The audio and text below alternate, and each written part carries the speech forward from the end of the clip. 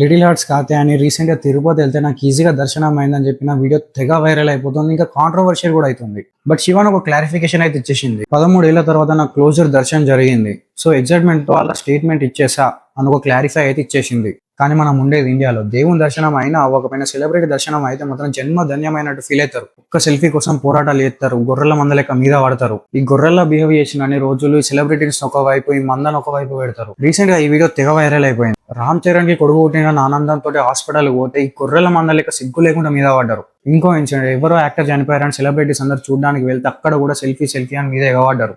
Just ఇది ఒక్కసారి imagine చేసుకోండి. మీ ఏరియా కౌన్సిలర్ మీ గల్లీకి స్పీచ్ ఇవ్వడానికి వస్తుంది, నాకు డిస్టర్బెన్స్ అవుతుంది పక్కకి వెళ్ళమని చెప్పే ధైర్యం నీకుందా?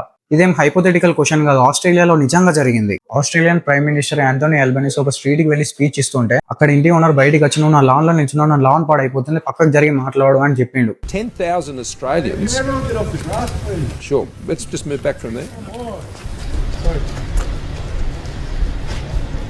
Hey guys, I've just reseated that. Please, off the thing. Sorry, man. All good? That's all good. Thanks. And that could be the power of a common man. కానీ మన వాళ్ళకి ఒక క్లారిటీ ఉండదు, ఒక సెల్ఫ్ రెస్పెక్ట్ ఉండదు, గొర్రెల మంద లెక్క మీద పడడు తప్ప. సో ఈ ఫ్యాన్ వార్లు, సెలబ్రిటీ పిచ్చులు అన్ని పక్కకు పెట్టి మీ మీద మీరు ఫోకస్ చేయండి. Then the world will start respecting you. అప్పుడు అందరూ సమానంగానే ఉంటారు. నిజంగా అది అవుద్దా? కింద కామెంట్ చేయి. అది అవుదమ్మా.